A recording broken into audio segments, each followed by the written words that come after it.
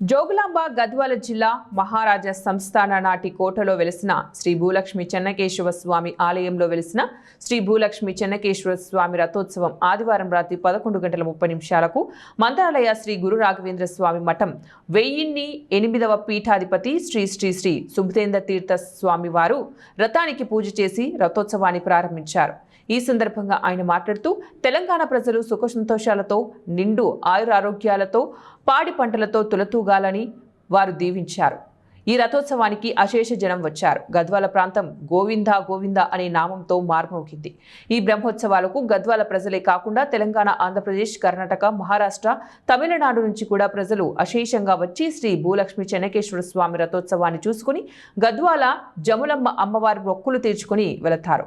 ఇంతటి మహిమాన్విత ఆలయమైనటువంటి శ్రీ భూలక్ష్మి చెన్నకేశ్వర స్వామి వారి ఆలయం మరియు శ్రీ జమ్మిచేడు జమ్ములమ్మ వారి మొక్కులు తీర్చుకుని వెళతారు। ఈ కార్యక్రమంలో అశేష భక్తజనాలు, విచారణకర్త అడ్వకేట్ దిన్ని ప్రభాకర్ రావు, దిన్ని పాంచమయ్య పాల్గొన్నారు। దేశవ్యాప్తంగా ఉన్నటువంటి ప్రజలందరినీ చూడడమే కాకుండా తెలంగాణ రాష్ట్రంలో ఉన్నటువంటి పేరున కుల మతాలకు అతీతమైనటువంటి భక్తులందరినీ కూడా దీవించి, అప్పట్లో ఈ ప్రాంతం చాలా గొప్ప చరిత్ర కలిగినటువంటి ప్రాంతంగా అందరూ కూడా కలిసి ఈ యొక్క జాతర మహోత్సవాన్ని నిర్వహించేది మనం ఇతిహాసాల్లో చూస్తున్నాం। అలాంటి కాలం మరలా రావాలి, అందరూ కూడా ఈ ఉత్సవాల్లో పాల్గొనాలి, సనాతన హిందూ ధర్మ పరిరక్షణ జరగాలి, అంతేకాకుండా హిందూ ధర్మం యొక్క ప్రాముఖ్యత, ప్రాతినిధ్యతను మనం భావితరాలకు చాటి చెప్పాలి అనేటువంటి సంకల్పంతో శ్రీమఠం అడుగు ముందు వేస్తూ ఉంది।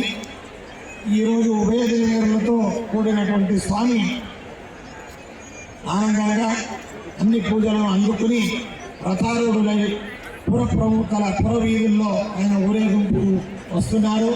మనం అందరం కూడా భక్తి శ్రద్ధలతో ఉభయ దేవేరులతో కలిసినటువంటి చెన్నకేశ్వర స్వామిని మనం అందరం ప్రార్థిద్దాం।